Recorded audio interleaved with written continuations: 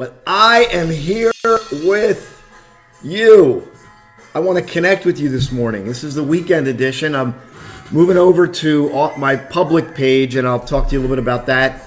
This might be a little long today because I really want to take the time to talk about Martin Luther King again, and I want to read from this book, and I want to share with you how valuable this time is for all of us to tap into some things, mainly lifestyle.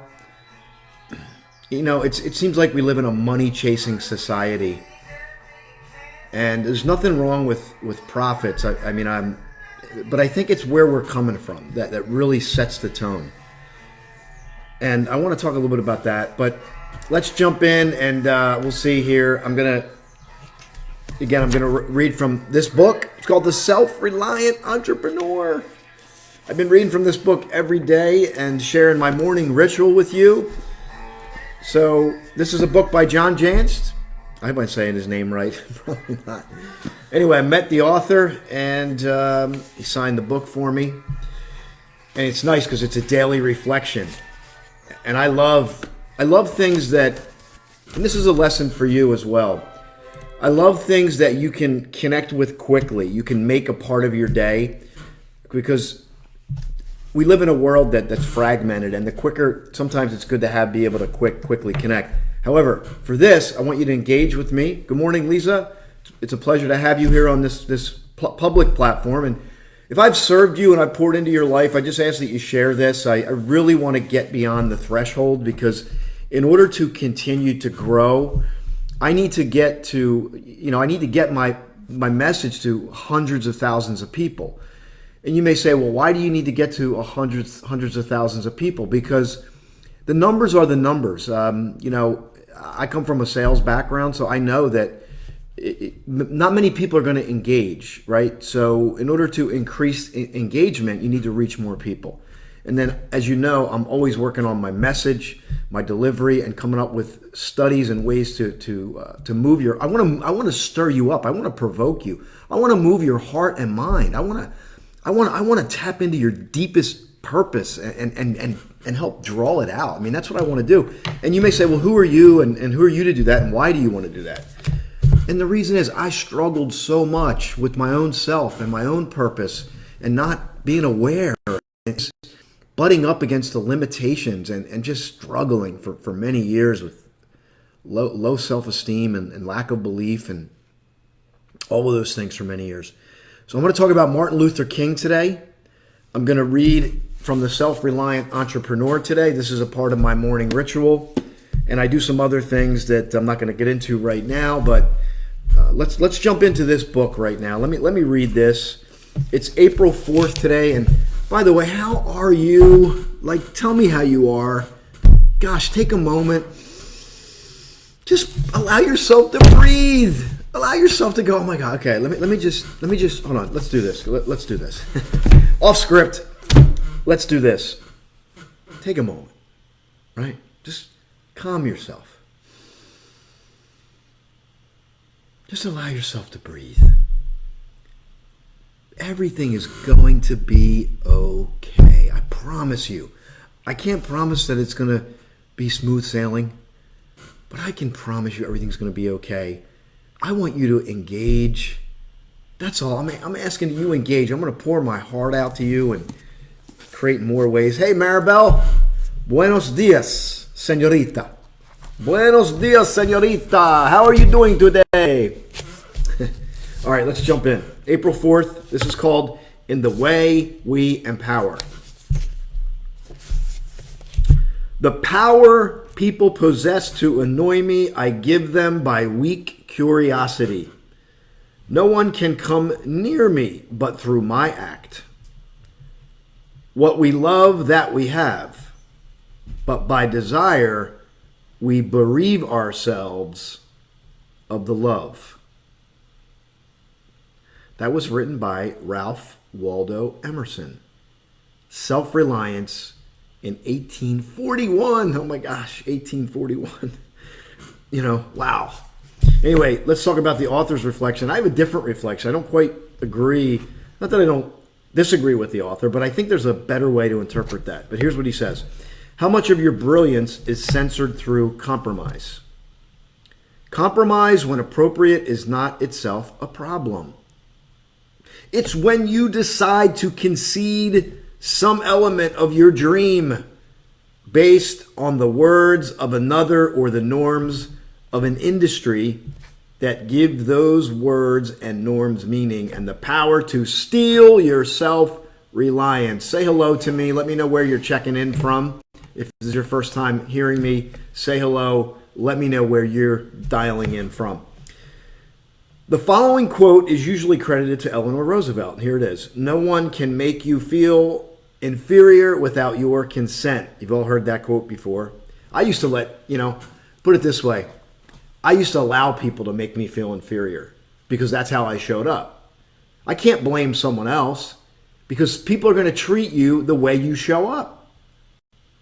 If you show up with lack of belief and you show up in lack, or you're not worthy, people will gladly treat you that way. And then some people will blame those people for treating them that way. Stop the insanity. Tap into here. Tap into your heart. The divine has put an imprint on your soul. You need to show up in that. And if you don't, you're going to feel discontent. There it is. I said it. This quote by Eleanor Roosevelt, no one can make you feel inferior without your consent. This quote has a great deal to do with self-esteem, a core of self-reliance. See, I wasn't self-reliant. I struggled because I battled with self-esteem. And it applies to the quality of nonconformity so needed to blaze your own path. People that blaze their own path have elevated their self-esteem and they've elevated their self-reliance. But if you've started out in a place where you weren't led to believe that you were good enough or you had to meet someone else's standard, you will have a longer journey for the most part. There's no universal law, but that was me. That was my story. I started out with lack of belief in a story, a mess, rough childhood, whatever you want to call it. So it took me a longer time to build up my self-esteem because what I learned is that people will not elevate you because people are battling with their own stuff, but they will gladly treat you the way you show up. You see, this is really important. Today, try to spend some time around a small child and witness just how little validation a child needs from others to be certain that something is true. How are you conforming to the thoughts and wishes of another? As far as the child goes, you can also look at a dog. Dogs don't need validation, do they? They just show up. That's my chair squeaking. Anyway. But I want to go back because there's another piece of this Ralph Waldo Emerson excerpt that I think the author misses here, and it's clearly right in front of me, and I just want to grab it. And he says that obviously the validation that you're seeking, right? You're giving other people, that's clear. But it's this last sentence that really hit me. It says, what we love that we have, but by desire we bereave ourselves of the love. That is a profound sentence. I don't know if you caught that when I read it the first time, but that is extremely profound. What we love that we have, but by desire we bereave ourselves of the love. So that's, anyway, what I want to convey to you there is there's a balance between discontent, right? If you're discontent, it's because you're desiring something far off in the future. We need that though. But what I want you to do is be more dynamic because you were born to be dynamic, by the way. You're not born to be static. You're born to be dynamic. And that means that you can play with these energies, discontent. You can embrace your discontent. Use it to fuel you, but from the right place, and then enjoy the journey. Carve out ways to enjoy the journey so that you're loving and enjoying your journey to where you want to be. I know there's a lot of mantras out there and people are, be in the present moment. Okay, let's just zen out. And we can do that. But if we're not making progress, we're not going to, you see, we need all energies. The Bible says that everything has a purpose under the sun. But even to this day, we fight those things. We fight it. Can you be more acceptance, and can you get into a state of flow? Can you let it go and let it flow when it's appropriate? Now, I want to talk about this. I know I'm going long here, but do you know what today is in history? Know what's important today in history, and I talked about it yesterday, and I'm going to bring it up again today. We got some difficult days ahead, but it doesn't matter to me now, because I have been to the mountaintop, and I have looked over, and I have seen the promised land. I'm going to read that again. We've got some difficult days ahead, but it doesn't matter to me now, because I've been to the mountaintop, and I've looked over, and I've seen the promised land. By now, you know who said that. I talked about this on yesterday's video. Martin Luther King said that on April 3rd, 1968. And today, April 4th, in 1968, Martin Luther King was assassinated. Martin Luther King had a mission. And he knew on April 3rd, 1968, that he had fulfilled that mission. And the speech wasn't long, but it was so eloquently stated. And that's why he said, it doesn't matter to me now. Because he knew what was to come. He knew that God's will would be done. And he knew, or for those of you that aren't spiritual, he knew that the universe would course correct itself, and that justice and righteousness would prevail. And he even went on to say that he's not worried, he's not fearful of any man, because he knew that he had fulfilled his mission. And people that have a mission are willing to die for their mission. That may be a little intense for you, and even for me, but what we can do, we can move forward, and we can look to people like that. Look to people who have a purpose and a mission. And I would say this to you, that right now, during this time, is the perfect time to dial in to your mission, your passion, your purpose.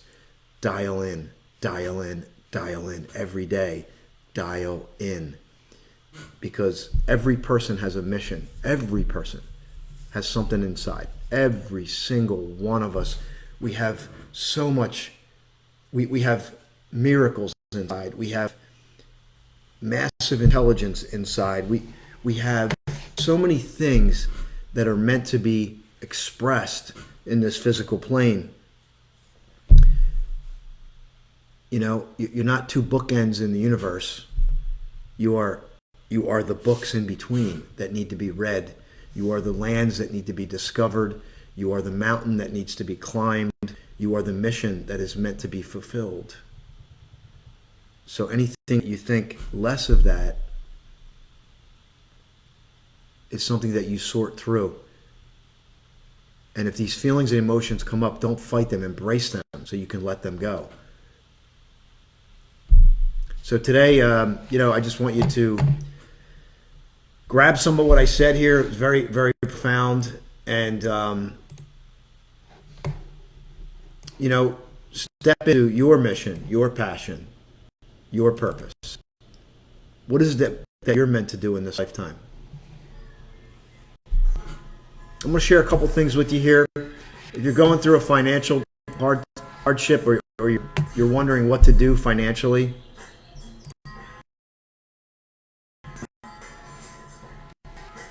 I got something. I'm going to share a link with you here.